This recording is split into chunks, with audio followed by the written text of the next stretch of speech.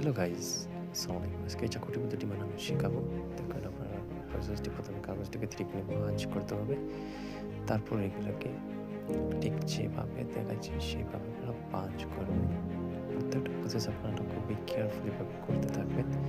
তাহলে আপনারা ইজিলি এই চাকুটার শেপ বানাতে পারবেন।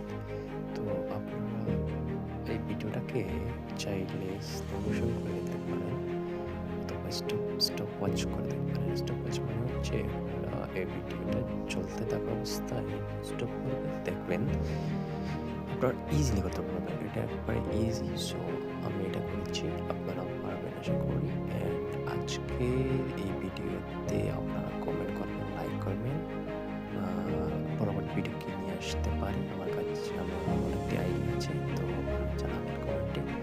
এরকম ভিডিও আরও দেখতে চাইলে আপনারা লাইক করবেন, মোটিভেশন পাবো কেননা video. And please stay with us. দেখুন আমার ফাইনাল লুকটা চলে আসতেছে। So just beautiful, I would say. Thank you for very much. Love you all.